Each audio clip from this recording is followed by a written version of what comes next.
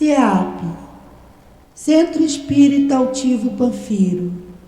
Uma casa de amor. Bom dia aos nossos ouvintes. Que Jesus abençoe a nossa tarde de estudos. Daremos continuidade aos estudos das obras de André Luiz e hoje o livro Os Obreiros da Vida Eterna, Leremos o Evangelho, faremos a nossa prece e daremos continuidade em seguida. Capítulo 26. Dai gratuitamente o que recebestes gratuitamente. O dom de curar. Devolvei a saúde aos doentes, ressuscitai os mortos, curai os leprosos, expulsai os demônios. Dai gratuitamente o que recebestes gratuitamente. Mateus. Amado Mestre Jesus, mais uma vez reunimos em Teu nome, em nome de Deus, com os benfeitores da nossa casa de amor, para estudarmos a doutrina espírita. E hoje as obras do nosso querido irmão André Luiz, que através do Chico nos deixou esse legado sobre a vida no mundo espiritual. Permita que estes espíritos nos inspire, nos ajude no entendimento dos estudos desta tarde. Que seja, pois, em nome deles, Senhor, de André Luiz, do Chico, em nome do Altivo e de toda a direção espiritual da nossa casa de amor. Que seja em nome do amor, em nome do nosso amor, Lourdinha, é que pedimos a devida permissão a Deus nosso Pai e acima de tudo e a Ti, Senhor, para iniciarmos estes estudos. Que assim seja.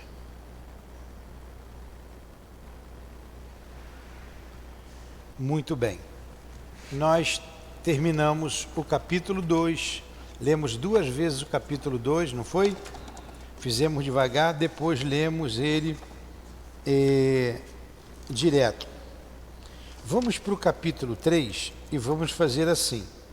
Vamos ver como é que fica. Se eu leio ele direto e depois eu venho devagar, ou se a gente vai devagar e depois a gente vem lendo ele direto. Então, é o capítulo 3, intitulado O Sublime Visitante. Reunidos em pequeno salão iluminado, observei que a atmosfera permanecia embalsamada de suave perfume. Recomendou-nos Cornélio a oração fervorosa e o pensamento puro.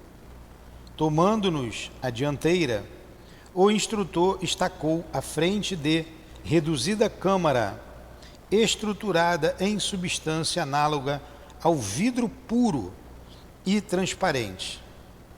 Olhei-a com atenção. Desculpe.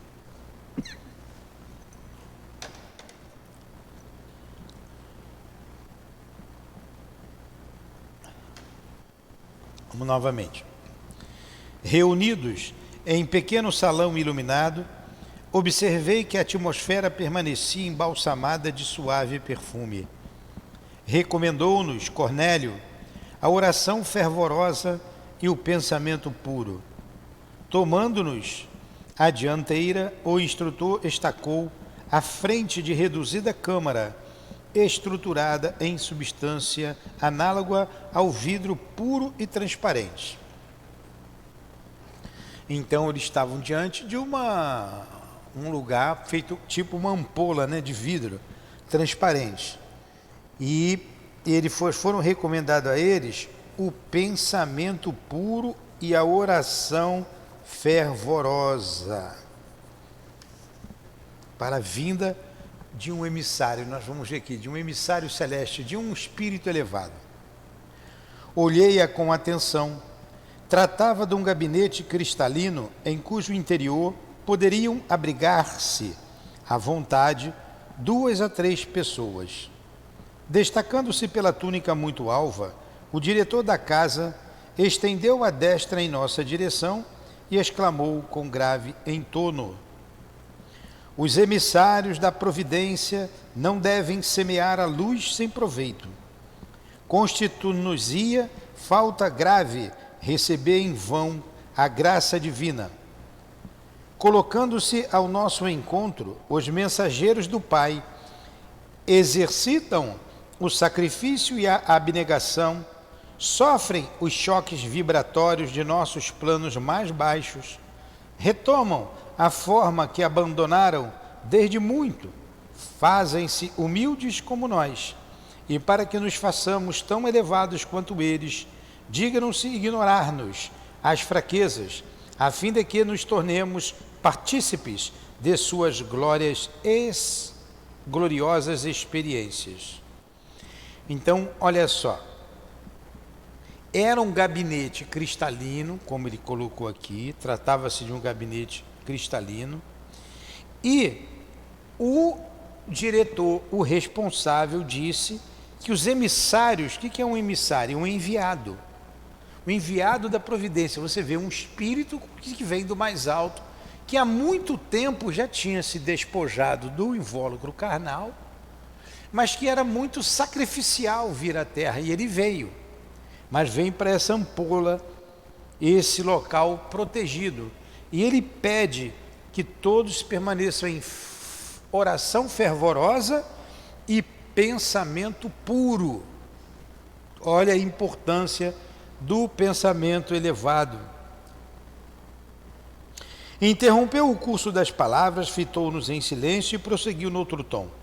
Compreendemos que lá fora, ante os laços morais que ainda nos prendem às esferas da carne, é quase inevitável a recepção das reminiscências do pretérito à distância.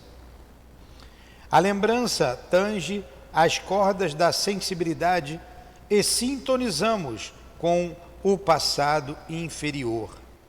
Aqui, porém, no santuário da bênção, é imprescindível observar uma atitude firme de serenidade e respeito. Olha só, no santuário da bênção, aqui no santuário da bênção, foi o que nós vimos semana passada, que não se admitia nenhum pensamento de baixo teor vibratório. Então aqui, porém, no santuário da bênção, é imprescindível observar uma atitude firme de serenidade e respeito. O ambiente oferece bases à emissão de energias puras e, em razão disso, responsabilizaremos os companheiros presentes por qualquer minúcia desarmônica no trabalho a realizar. Formulemos, pois, os mais altos pensamentos ao nosso alcance relativamente à veneração que devemos ao Pai Altíssimo. Olha o instrutor como foi rígido. Qualquer pensamento contrário ao amor, qualquer pensamento que não tenha elevação, ia responsabilizar aquele que assim o fizesse.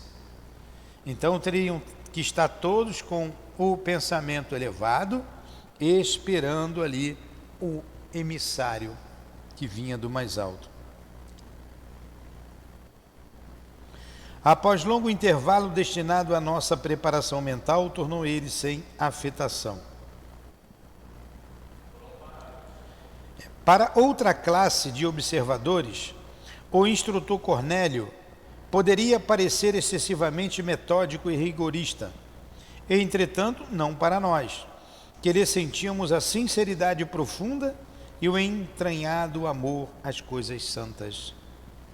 Poxa, a gente tem que valorizar o nosso templo, a casa espírita. Precisamos ter um cuidado com a nossa casa espírita, com os pensamentos aqui emitidos, com os sentimentos aqui emitidos. É o mesmo princípio. Se a gente quer a presença, nós evocamos aqui o nosso André Luiz, nós evocamos aqui o nosso Chico. Se eles vieram, eu não sei, eu não vejo, mas que eles sabem que nós estamos aqui reunidos e estudando e falando o que eles escreveram, né? O Chico como médium, sabe. Então, para eles estarem aqui, a gente tem que ter uma postura condizente. Eu não posso chamar o André Luiz e o Chico para me ajudar num assunto que não tenha pertinência ao que ele escreveu, um assunto dos homens, Então a gente tem que ter aqui na casa espírita essa elevação, essa condução dos nossos pensamentos. E como a gente tem falado sobre isso aqui. Projetamos nossas forças mentais sobre a tela cristalina. O quadro a formar-se constará de paisagem simbólica, em que águas mansas, personificando a paz, alimentem vigorosa árvore a representar a vida. Assumirei a responsabilidade da criação do tronco, enquanto os chefes das missões entrelaçarão energias criadoras fixando o lago tranquilo. Então ele vai criar ali uma paisagem bela, o mais belo possível, para que este espírito se sinta o mais confortável possível entre os homens. Então ele diz que vai criar uma árvore e o lago em torno. Nós vamos ver aqui como eles fazem isso, preparando o ambiente para a chegada desse espírito, assim como nós temos que preparar o ambiente para os palestrantes que aqui vêm falar de doutrina espírita, preparar o ambiente para os espíritos que aqui vêm em trabalho de amor, em trabalho de dedicação. E dirigindo-se especialmente a nós outros, os colaboradores mais humildes, acrescentou: formarão vocês a veste da árvore e a vegetação que contornará as águas serenas, bem como as características do trecho de firmamento que deverá cobrir a pintura mental. Então ele vai desenhar a árvore. Os chefes lá de trabalho, que eram aqueles que estavam aqueles 4 na reunião passada, lembra? Um chefiava o grupo que traria, inclusive o André Luiz fazia parte, os que ajudariam no desencarne de algumas pessoas aqui na Terra, outros, a outra senhora ajudaria as crianças do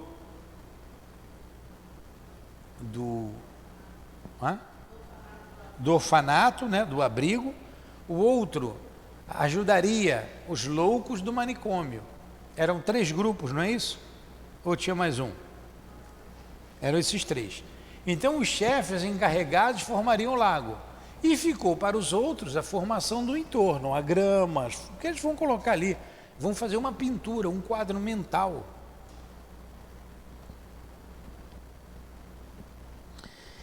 Após ligeira pausa, concluía: este, o quadro que ofereceremos ao visitante excepcional, que nos falará em breves minutos. Atendamos aos sinais. 2 auxiliares postaram-se ao lado da pequena câmara, em posição de serviço, e ao soar de harmonioso aviso, pusemo-nos todos em concentração profunda, emitindo o potencial de nossas forças mais íntimas. Senti a pressão do próprio esforço, que minha mente se deslocava na direção do gabinete de cristal, onde acreditei penetrar, colocando tufos de grama junto ao desenho do lago que deveria surgir.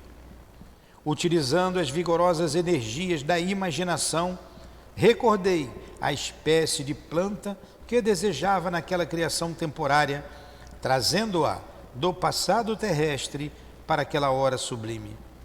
Estruturei todas as minúcias das raízes, folhas e flores e trabalhei intensamente na intimidade de mim mesmo, revivendo a lembrança e fixando-a no quadro com a fidelidade possível. Fornecido o sinal de interrupção, retomei a postura natural a quem observa, a fim de examinar os resultados da experiência, e contemplei, maravilha! Então ele criou ali a grama em torno da árvore, em torno do lado, as flores, e a criação mental dele fez com que surgisse ali essa sugestão. E o que foi que ele disse daquilo que ele estava vendo? Que maravilha, que beleza, disse ele, né? Mas vamos ver se está maravilhoso mesmo. Jazia o gabinete fundamente transformado. Águas de indefinível beleza e admirável azul celeste refletiam uma nesga de firmamento, banhando as raízes de venerável árvore, cujo tronco dizia em silêncio da própria grandiosidade. Miniaturas prodigiosas de cúmulos e ninhos estacionavam no céu, parecendo pairar muito longe de nós. As bordas do lago, contudo, figuravam-se quase nuas, e os galhos do tronco apresentavam-se vestidos escassamente. O instrutor célere retomou a palavra e dirigiu-se a nós com firmeza. Meus amigos, a vossa obrigação não foi integralmente cumprida. Atentai para os detalhes incompletos e exteriorizai vosso poder dentro da eficiência necessária. Tendes ainda 15 minutos para terminar a obra. Agora vocês vejam, o André Luiz achou bonito, como ele disse ali, né? Maravilha! Mas para o instrutor, não está bom, precisa melhorar. Vamos preparar um ambiente para receber o enviado celeste. Entendemos sem maiores explicações o que desejava ele dizer e concentramo-nos de novo para consolidar as minudências de que deveria revestir-se a paisagem. Procurei imprimir mais energia à minha criação mental e com mais presteza busquei colocar as flores pequeninas nas ramagens humildes, recordando minhas funções de jardineiro no amado lar que havia deixado na terra. Orei, pedi a Jesus me ensinasse a cumprir o dever dos que desejavam a bênção do seu divino amor naquele santuário. E quando a notificação soou novamente, confesso que chorei. O desenho vivo da gramínea que minha esposa e os filhinhos tanto haviam estimado em minha companhia no mundo, adornava as margens com verde maravilhoso e as mimosas flores azuis, semelhando-se a misotes silvestres, surgiam abundantes. A árvore cobria-se de folhagem farta e vegetação de singular formosura completava o quadro que me pareceu digno de primoroso artista da terra. Cornélio sorriu, evidenciando grande satisfação, e determinou que os dois auxiliares conservassem a destra unida ao gabinete. Desde esse momento, como se uma operação magnética desconhecida fosse posta em ação, nossa pintura coletiva começou a dar sinais de vitalidade temporária. Algo de leve e imponderável, semelhante a caricioso sopro da natureza, agitou brandamente a árvore respeitável, balouçando-se os arbustos e a minúscula erva, a se refletirem nas águas muito azuis, docemente encrespadas de instante em instante. Olha o que é a força mental, a criação mental. Por isso, diz Leon Denis, o pensamento é criador. O pensamento é criador. Quando a gente pensa com veemência, a gente cria. Todos nós criamos em torno de nós cenas que somos os autores. Aqui vocês vejam, eles são espíritos desencarnados. Nós somos espíritos encarnados. Da mesma forma criamos, da mesma forma que eles. Desencarnado. O pensamento é criador. Toda vez que nós pensamos, nós criamos. Tudo que você pensa, você cria em torno de você uma atmosfera. Então, Leon Denis diz: nós somos o que pensamos. Eles criaram um ambiente que chegou a ter vida, com o magnetismo que ele não sabe explicar o mecanismo, como um vento soprasse, os galhos das árvores começou a balançar, né, refletindo no lago de águas azuis, de águas claras. A grama teve uma beleza, um verde, teve vida, as flores também. Eles pensaram em uníssono, construindo um ambiente propício para aquele visitante. Fala. Mas foi aqueles dois que o mentor chamou lá que fizeram esse término aí. Sim, tinham dois trabalhadores que deu o acabamento no trabalho, né? Ele falou aqui, eles dois é que deram, não sabe como, né, essa vitalidade momentânea ao quadro desenhado. Gente, nós fazemos o mesmo aqui na casa. O que é que nós estamos fazendo aqui, estudando, construindo quadros mentais através dos estudos, através de todos os estudos que fazemos em nossa casa. Estamos levantando, fortificando as paredes magnéticas da nossa casa. Temos que estar todos atentos, com um pensamento em uníssono. Nós temos dito isso constantemente aqui nos cursos para os médiuns. Cuidado com o pensamento. Aqui não é lugar, a casa espírita não é lugar de você ter alguma coisa contra alguém. Poxa, ou você trata todo mundo bem, pensa em todo mundo bem, ou você não fica aqui, se não é o teu lugar, não é você, se a fulano não te agrada, vai embora, não atrapalha. Como ele disse aqui, se alguém for contra, alguém atrapalhar, será responsabilizado. Poxa, estamos fazendo aqui um sacrifício para manter o ambiente de paz e de luz. Quantas lutas, quantas dores estamos enfrentando aqui em nossa casa de amor, aqui no SEAP. Quantas mentes desarmonizadas têm vindo aqui.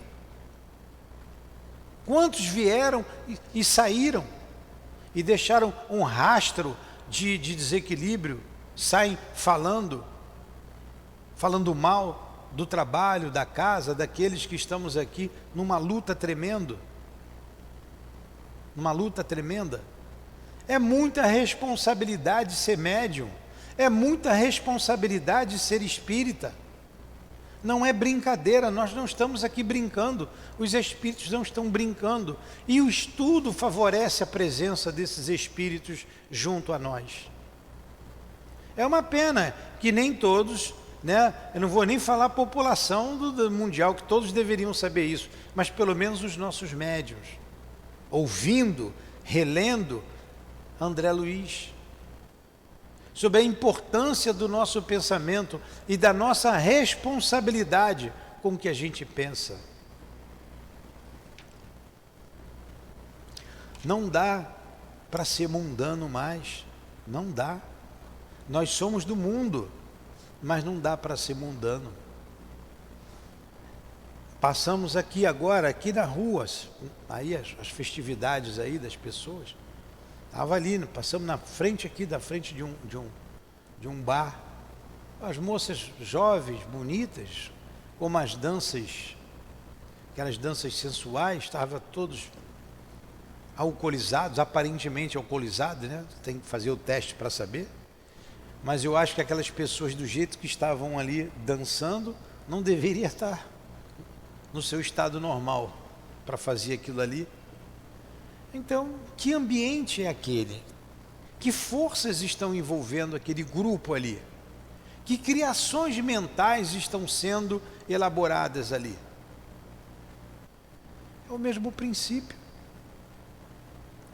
Não que eu seja melhor ou pior, mas eu tive que baixar a cabeça e olhar somente para frente. Eu estava dirigindo, passei bem devagarzinho, porque senão poderia atropelar alguém. Estava todo mundo na rua. Então, passei com o carro a alguns palmos de distância daquelas pessoas. estavam nem aí. Nem aí. Então, a gente não pode trazer aquilo ali para dentro da nossa casa espírita. Quando a gente diz aqui que aqui não é a continuidade da nossa cozinha, é isso que a gente está falando. A gente precisa se educar. Educar a nossa forma de pensar. Isso aqui é um templo, é um santuário, é um lugar sagrado.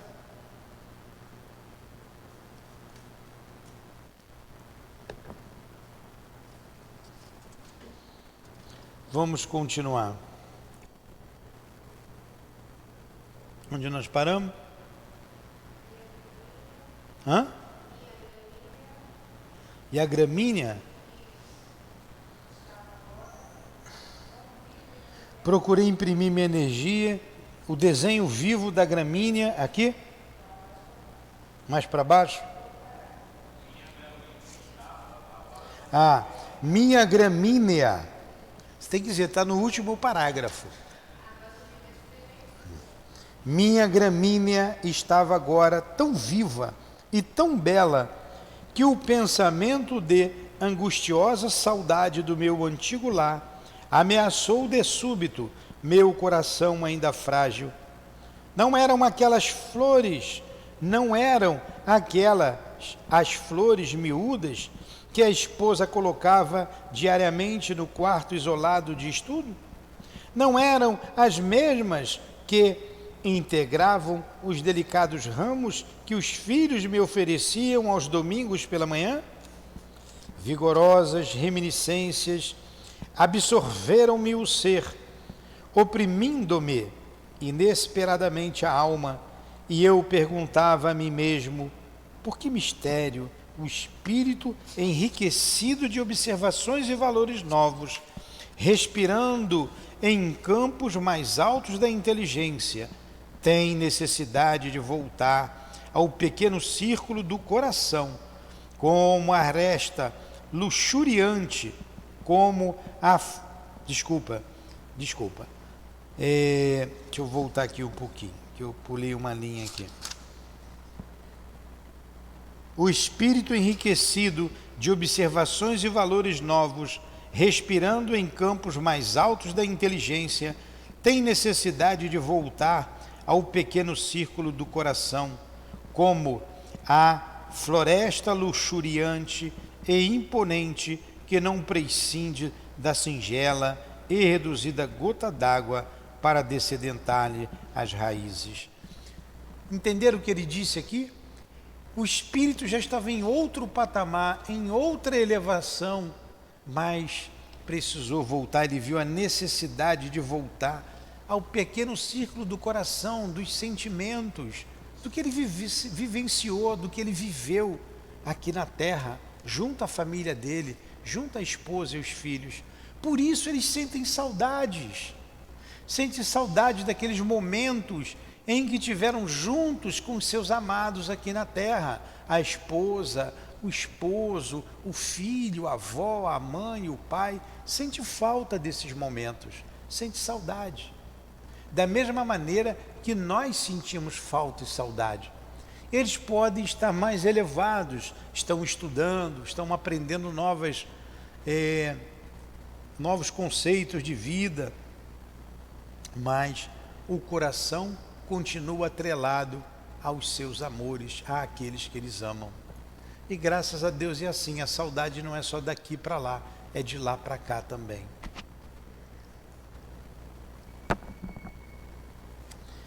Senti o anseio mal disfarçado de arrebatá-los compulsoriamente da crosta, transportando-os para junto de mim, desejoso de reuni-los ao meu lado, em novo ninho, sem separação e sem morte, a fazer-lhes experimentar os júbilos da vida eterna. Minhas lágrimas estavam prestes a cair. Bastou, no entanto, um olhar de Jerônimo para que eu me reajustasse. Então ele lembrou com saudade da família, queria trazê-los para junto dele, porque ali não havia mais morte, só beleza, só alegria. E lendo aqui a gente se emociona junto, né? Porque quando parte alguém que a gente ama, o nosso coração fica partido. E você sempre quer aquela pessoa do seu lado, principalmente nos momentos felizes, né? Que bom que fulano estivesse aqui. Mas eles também, do lado de lá, no mundo espiritual, também gostariam que nós estivéssemos com eles. E lá é muito melhor, como quando nesses ambientes de elevação, não é?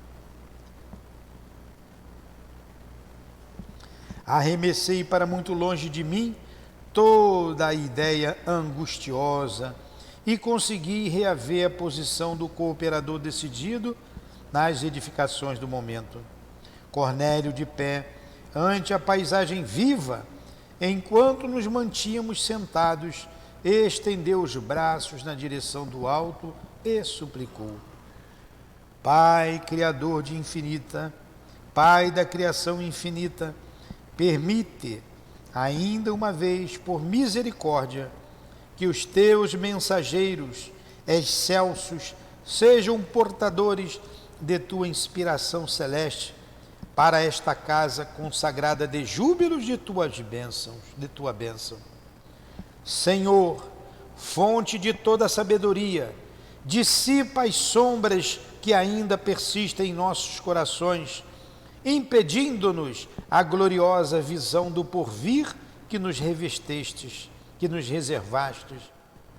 Faze vibrar entre nós o pensamento augusto e soberano da confiança sem mescla e deixa-nos perceber a corrente benéfica de tua bondade infinita que nos lava a mente mal desperta e ainda eivada de escuras recordações do mundo carnal.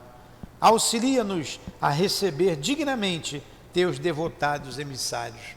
Que prece bonita! E a gente podia fazer essa mesma prece aqui, para que a gente possa receber sempre os nossos benfeitores, porque é sempre angustioso para eles estarem num meio adverso. Eles poderiam estar num ambiente muito melhor do que esse, de elevação, todos eles, mas se dignam em vir até nós, para que nos auxiliem e a gente consiga se renovar. Tanto o amor, tanto o carinho desses espíritos, por que entre nós haver tanta dissensão assim ainda?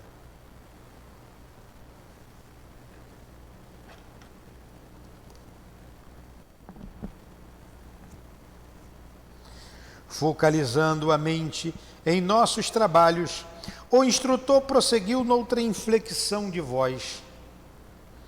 Sobretudo, ó Pai, abençoa os teus filhos que partem a caminho dos círculos inferiores, semeando o bem.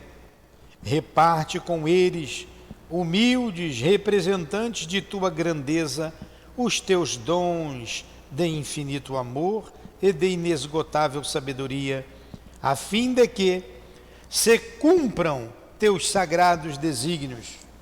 Acima, porém, de todas as concessões, proporciona-lhes algo de tua divina tolerância, de tua complacência sublime, de tua ilimitada compreensão, para que satisfaçam, sem desesperação e sem desânimo, os deveres fraternais que lhes cabem, ante os que ignoram ainda as tuas leis e sofrem as consequências dos desvios cruéis. Calou-se o orientador no santuário, dentro da imponente quietude da câmara, vimos que a paisagem formada de substância mental começou a iluminar-se inexplicavelmente em seus mínimos contornos. Olha só,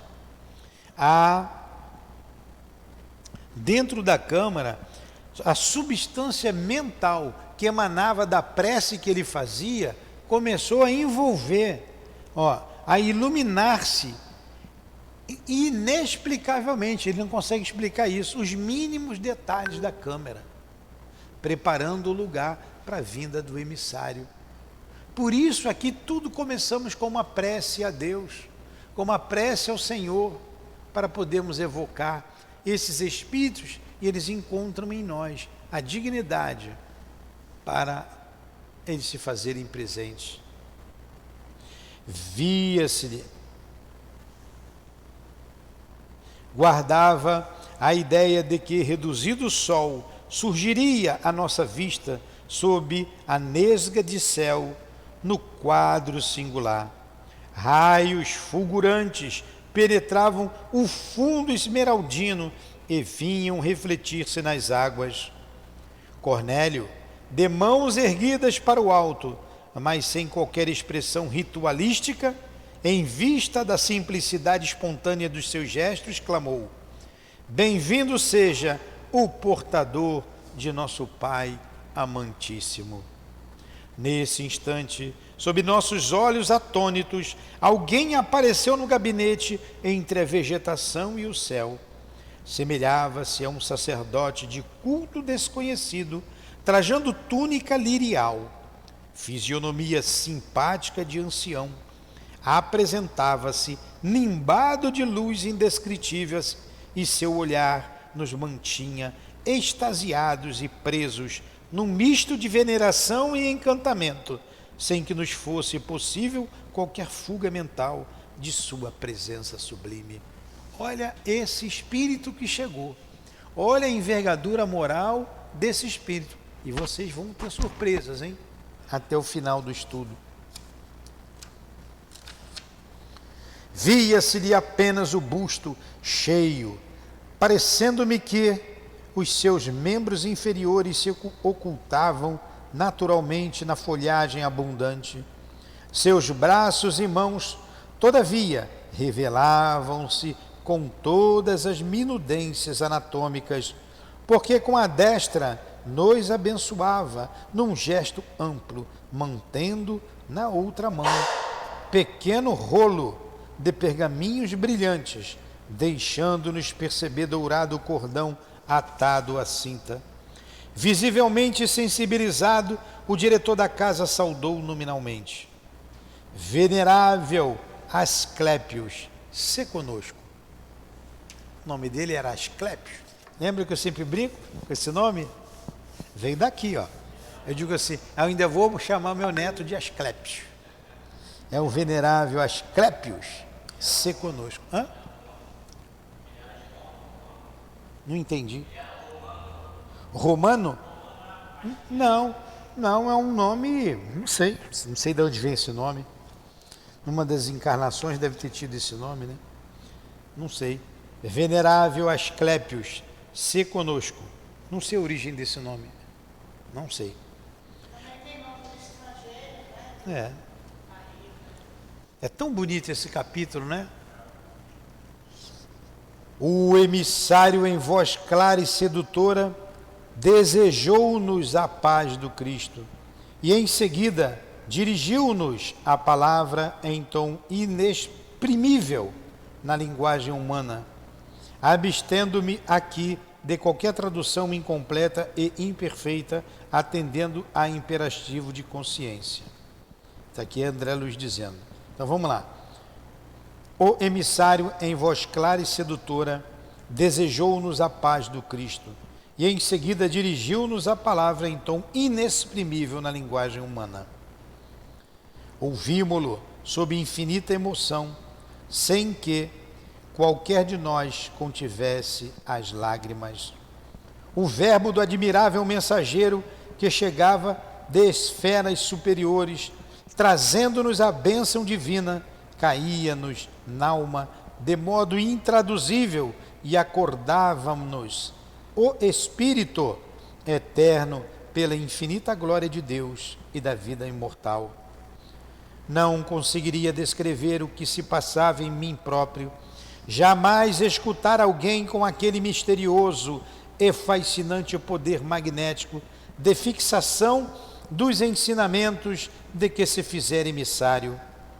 Ao abençoar-nos, ao término da maravilhosa alocução, irradiavam-se de sua destra muito alva pequeninos focos de luz em forma de minúsculas estrelas que se projetavam sobre nós, invadindo-nos o tórax e a fronte e fazendo-nos experimentar o júbilo inenarrável de quem sorve feliz, vigorosos e renovadores alentos da vida.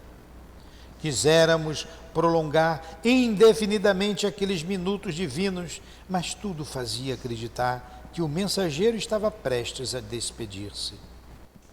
Interpretando, contudo, o pensamento da maioria, Cornélio dirigiu-lhe a palavra e indagou, humilde, se os irmãos presentes poderiam endereçar-lhe algumas solicitações. O arauto celeste aqueceu, sorrindo num gesto silencioso, colocando-nos à vontade, dando-me a impressão de que aguardava semelhante pedido. Agora eu pergunto para vocês, o que vocês perguntariam para esse espírito se ele viesse aqui, hein? Não tenho uma ideia. Porque, pelo visto, ele é de um mundo superior ou de uma colônia muito superior ao nosso lado. Muito mesmo. De um mundo muito superior. A gente não saberia nem o que falar, ia ficar de boca aberta, né? Ia ficar kikiki. Não é?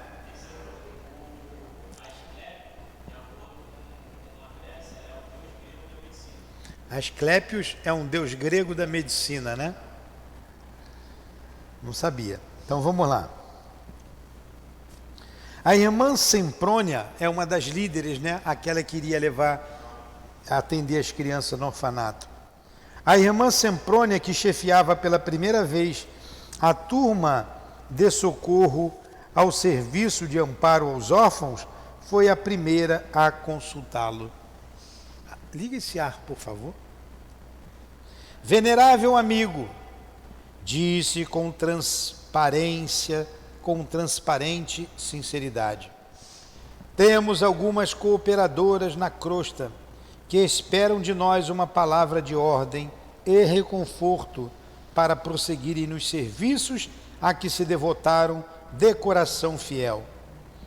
Desde muito tempo experimentam perseguições declaradas e toleram o sarcasmo contínuo de adversários gratuitos que lhes ferem o espírito sensível, atacando-lhes os melhores esforços através de maldades sem conto. Inegavelmente não cedem ante os fantasmas de sombra e mobilizam as energias do trabalho de resistência cristã.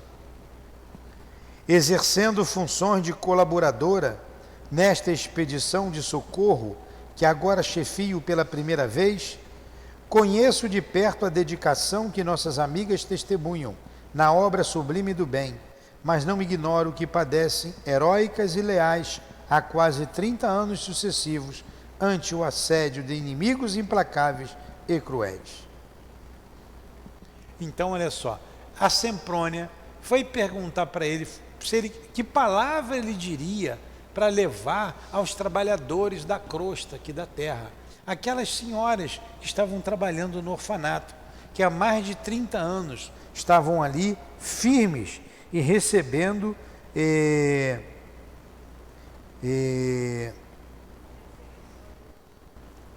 há mais de 30 anos assédio de inimigos implacáveis e cruéis. Foi o que ela perguntou. Após curto silêncio que ninguém se atreveu a interromper, a consulente concluiu perguntando: que devemos dizer a elas, respeitável amigo? Por que palavras esclarecedoras e reconfortantes sustentar-lhes o ânimo em tão longa batalha? De alma voltada para o nosso dever, aguardamos de vossa generosidade o alvitre oportuno. Olha o que ele vai responder. Uma pergunta dessa a gente pensa que ele vai fazer um discurso enorme, né? Vamos lá. Vimos então o inesperado. O mensageiro ouviu paciente e bondoso, revelando grande interesse e carinho na expressão fisionômica.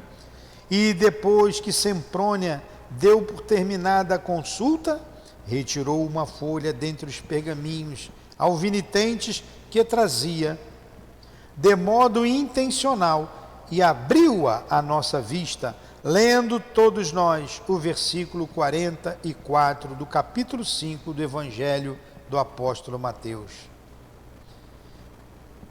Abre aspas.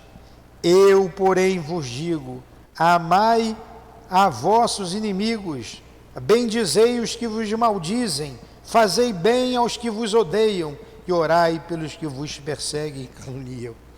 Ó. A resposta que ele deu. Né? Então, nós temos o Evangelho, é só a gente ler para todas as nossas dores, nós temos a resposta. E olha que a pergunta da Semprônia não foi uma pergunta de cunho pessoal. A gente vê a elevação também a elevação desse espírito.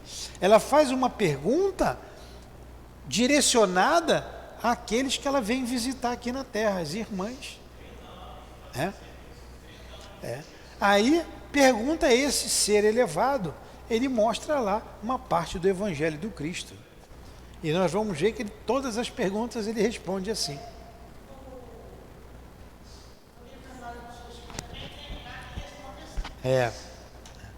Vamos lá, por causa do nosso tempo que está terminando. Que pena. Então ele respondeu, para as irmãs que estavam sendo perseguidas, que estavam ali há 30 anos, sendo assediadas, como nós aqui somos assediados e perseguidos constantemente. Eu, porém, vos digo, amai os vossos inimigos, bendizei os que vos maldizem, fazei bem aos que vos odeiam, e orai pelos que vos perseguem e caluniam. O processo de esclarecimento e informação não podia ser mais direto nem mais educativo. Decorridos alguns instantes, Semprônia exclamou humildemente: compreendo, venerável amigo. O emissário, sem qualquer afetação dos que ensinam por amor próprio, comentou: os adversários, quando bem compreendidos e recebidos cristamente, constituem precioso auxílio em nossa jornada para a união divina. A síntese verbal condensava explicações que somente seriam razoáveis em compactos discursos. A meu ver, não obstante a beleza e edificação do ensino recolhido, o método não recomendava extensão de perguntas de nosso lado, mas o irmão Raimundo, do grupo socorrista dedicado à assistência aos loucos, tomou a iniciativa e interrogou. Então, depois dessa resposta dele, que como André Luiz disse ali, iria levar compactos discursos, não tinha nem o que perguntar, ele foi resumido. E isso serve para nós aqui, principalmente quando tem alguma pendenga entre alguém, antipatia, não era para acontecer isso, mas quando tem é que está dizendo, os adversários, quando bem compreendidos e recebidos cristamente, constitui precioso auxílio em nossa jornada para a união divina.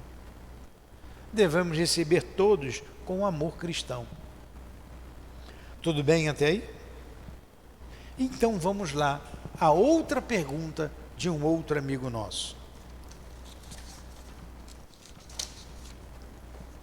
Para aquele relógio ali, para dar tempo da gente ler tudo. Tolerante amigo, que fazer ante... Esse trabalhava com os loucos, né? Que fazer ante as dificuldades que me defrontam nos serviços marginais da tarefa? Interessando a órbita de nossos deveres junto dos desequilibrados mentais da crosta terrestre, venham assistindo certo agrupamento de irmãos encarnados que não estão interpretando as obrigações evangélicas como deveriam ou como deviam. Ele vai falar tem irmãos lá que lê o Evangelho, conhecem o Evangelho, mas não estão interpretando como deviam. Em verdade, convocam-nos à colaboração espiritual, pronunciando belas palavras, mas no terreno prático se distanciam de todas as atitudes verbais da crença consoladora. Chamam com delicadeza, com amor, evocam os espíritos, mas na prática não fazem. Falam uma coisa, mas fazem outra. Estimam as discussões injuriosas, fomentam o sectarismo, dão grande apreço ao individualismo inferior que desconsidera o esforço alheio, por mais nobilitante que seja esse. Quase sempre entregam-se a rixas infindáveis e gastam o tempo estudando meios de fazerem valer as limitações que lhes são próprias.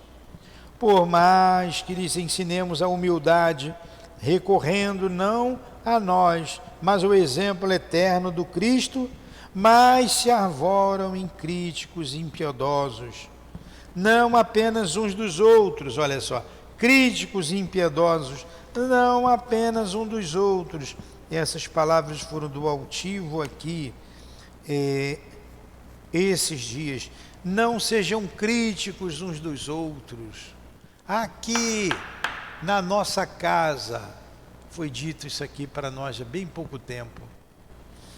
E lá naquela casa também, eram críticos uns dos outros, de setores, de situações, pessoas e coisas que lhes não dizem respeito, incentivando a malícia e a discórdia, o ciúme e o desleixo espiritual.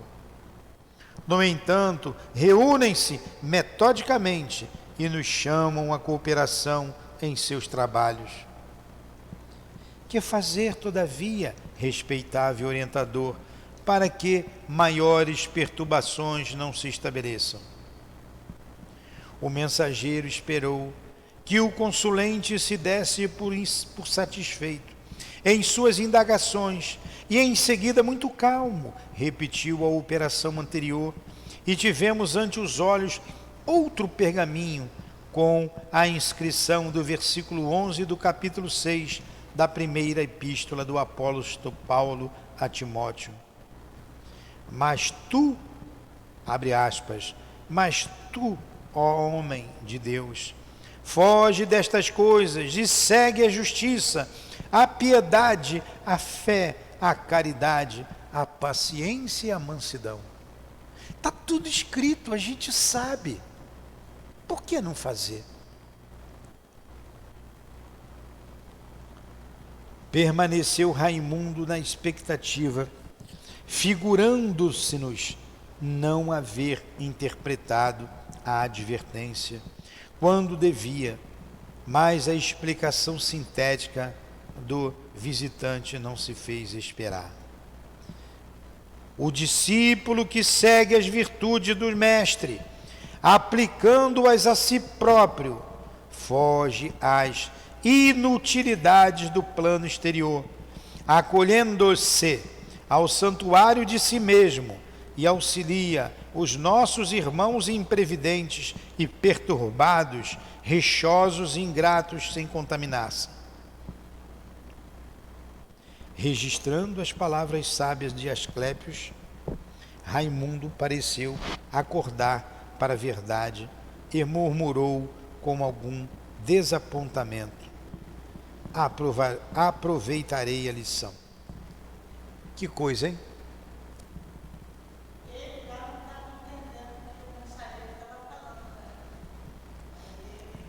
Entendeu depois que o mensageiro explicou o significado daquela passagem do Cristo. Pediu a ele tolerância para com os outros, né? Continue do lado deles. Meu Deus, como a gente dá trabalho. Você sabia que agora que eu estou despertando para uma porção de coisas aqui na casa,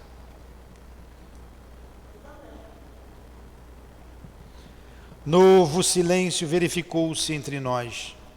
A irmã Luciana, porém, que nos integrava o pequeno grupo, tomou a palavra e perguntou: esclarecido mentor, esta é a primeira vez que vou à crosta em tarefa definida de socorro.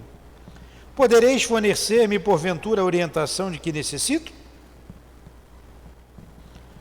O emissário, que parecia trazer respostas bíblicas preparadas de antemão, desdobrou nova folha e lemos admirados o versículo 9 do capítulo 4 da primeira epístola do apóstolo da gentilidade aos Tessalonicenses.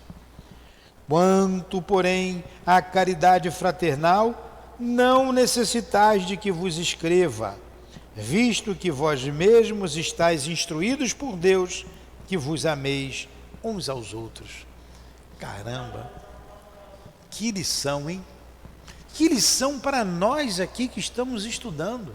Então, eu posso perguntar, emissário de Deus, como aturar a Conceição e outros mais aqui.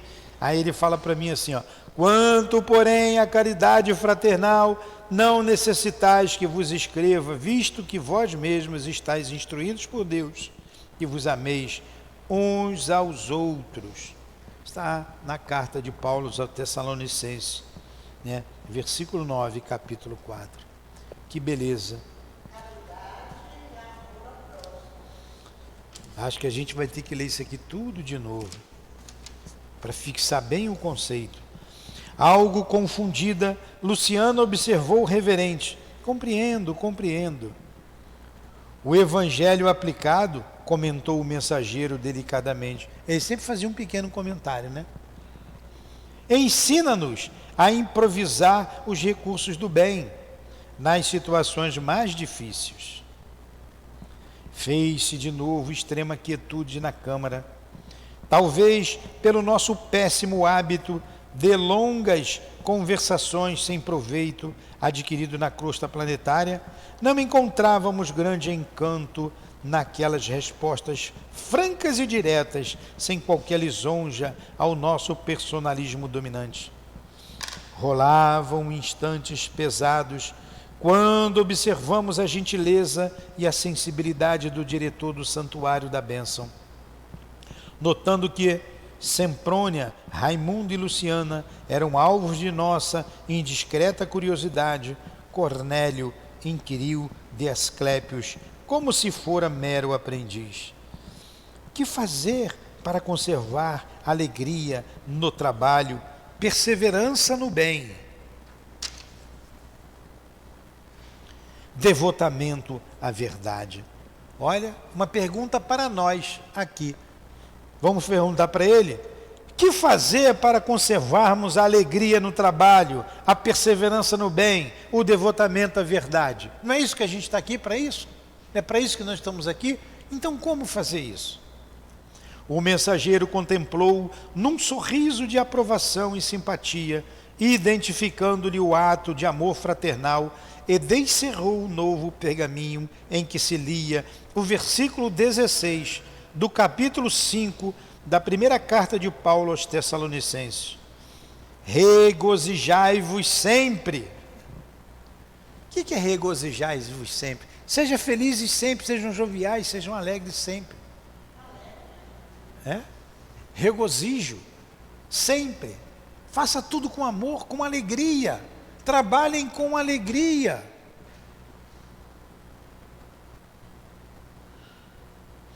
Em seguida falou jovial: a confiança no poder divino é a base do júbilo cristão que jamais deveremos perder. O instrutor Cornélio meditou alguns momentos e rogou humilde: ensina-nos sempre, venerável irmão. Decorreram minutos sem que os demais utilizassem a palavra, fazendo menção de despedir-se. O sublime visitante comentou afável: à medida que nos integramos nas próprias responsabilidades, compreendemos que a sugestão direta nas faculdades e realizações do caminho, deve ser procurada com o supremo orientador da terra.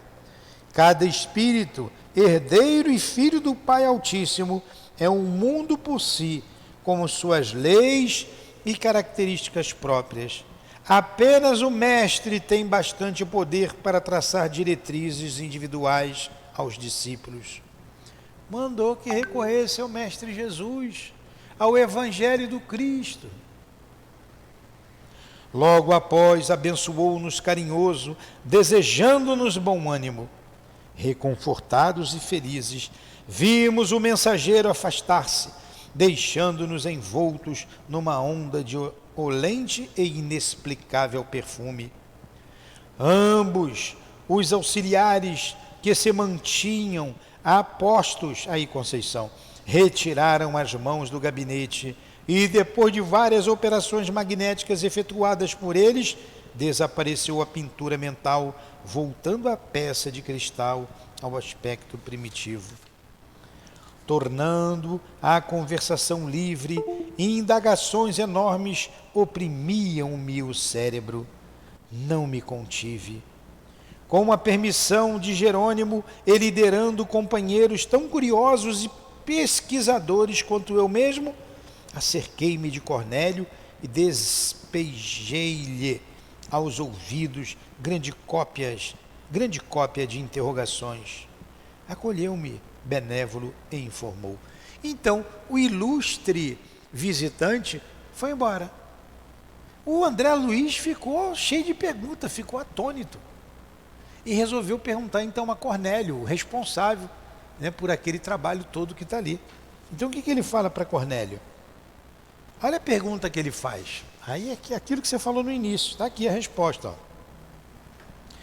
Pertence a Asclépios, a comunidades redimidas do plano dos imortais, nas regiões mais elevadas da zona espiritual da Terra?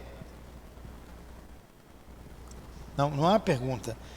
Ele queria saber. E o Cornélio vai dizer aqui, respondendo, né? Ó, pertence a Asclépios, a comunidades redimidas do plano dos imortais nas regiões mais elevadas da zona espiritual da Terra.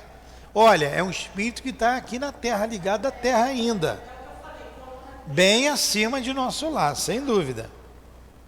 Vive muito acima de nossas noções de forma, em condições inapreciáveis à nossa atual conceituação de vida. Já perdeu todo o contato direto com a crosta terrestre e só poderia fazer-se sentir por lá através de enviados e missionários de grande poder.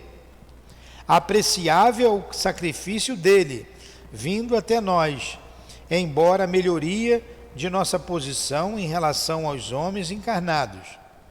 Vem aqui raramente, não obstante algumas vezes, outros mentores da mesma categoria visitam-nos por piedade fraternal.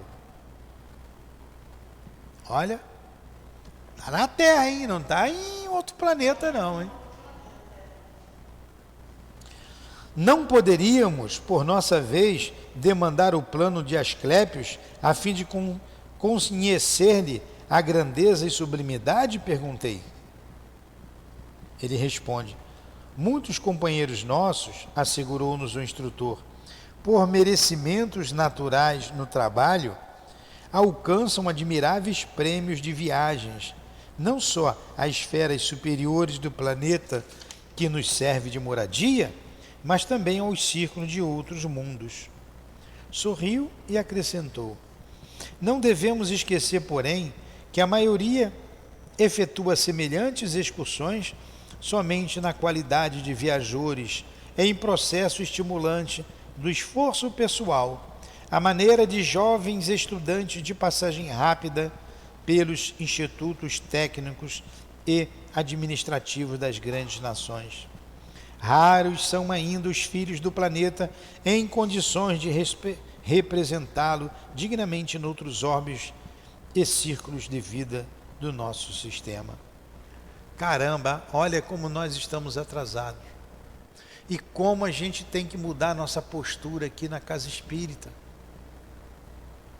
Meu Deus, eu não tenho que falar essa aula aqui para os médios, eu não tenho que ler isso aqui para os médios. Não me deixei impressionar e prossegui perguntando: Asclépios, todavia, não mais reencarnará na crosta? Resposta: o instrutor gesticulou significativamente e esclareceu: poderá reencarnar em missão de grande benemerência, se quiser, mas há intervalos de 5 a 8 séculos entre as encarnações.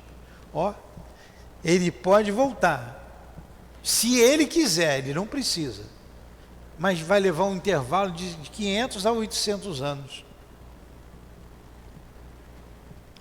Oh Deus, exclamei, como é grandioso semelhante estado de elevação.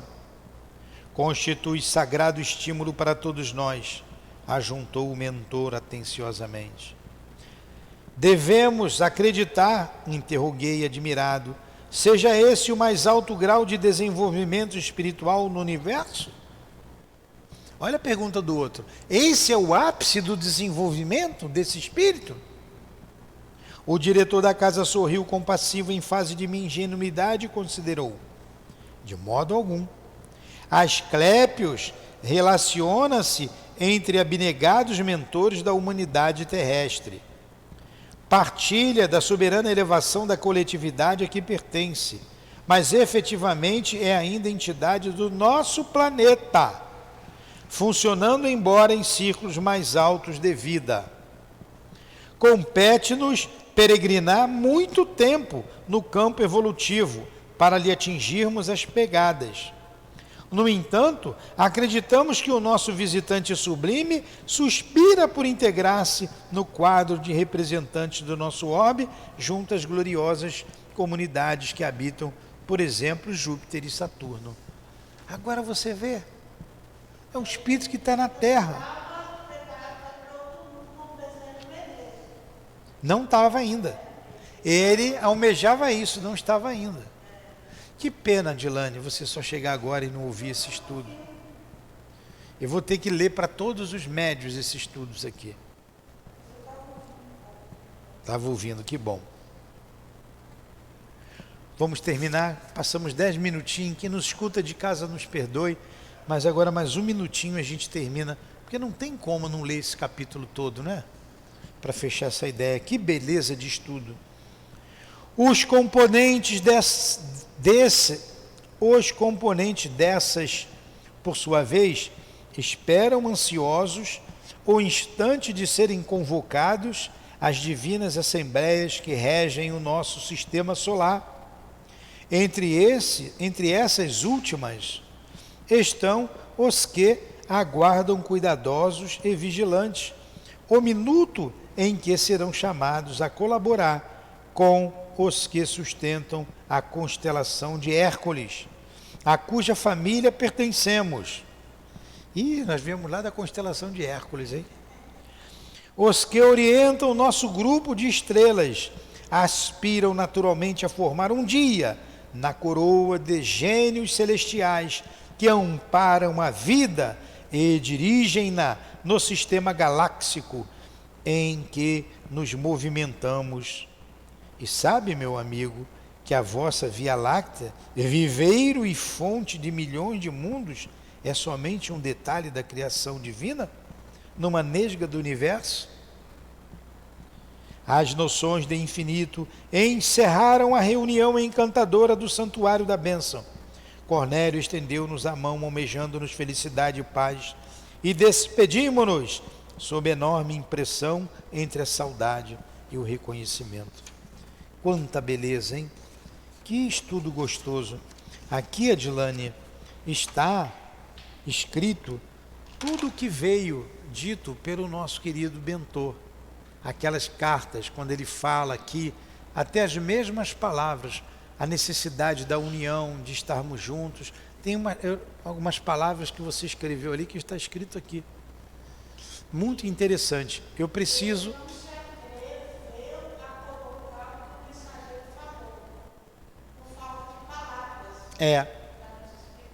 Ele não se atreveu por falta de palavras. Agora vocês vejam, se ele trouxe o pergaminho com o evangelho do Cristo, imagine a elevação de Jesus. Imagine a elevação de Jesus. Você ouviu, né? Tá.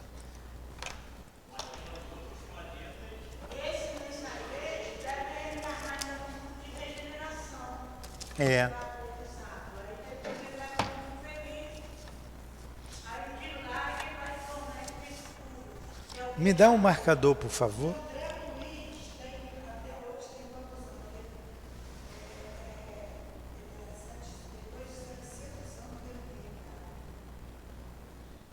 Um só para eu marcar.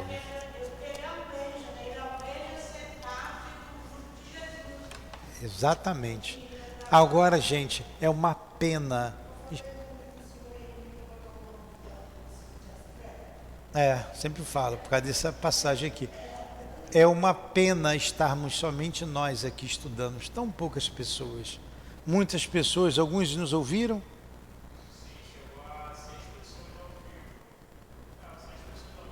Graças a Deus. E outros que virão depois, né? Então vamos agradecer por esses momentos, agradecer o amor desses espíritos, o amor de Jesus Cristo sobre a humanidade, que permite vir a nós, esses bondosos amigos.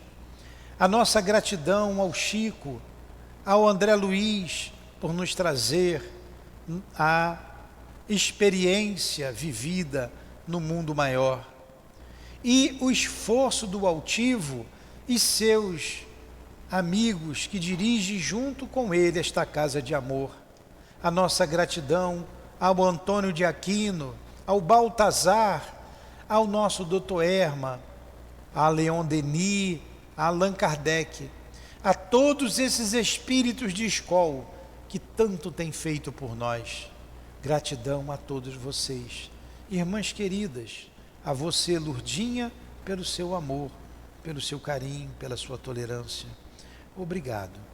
Que Deus abençoe muito todos vocês. Que Deus abençoe a todos nós.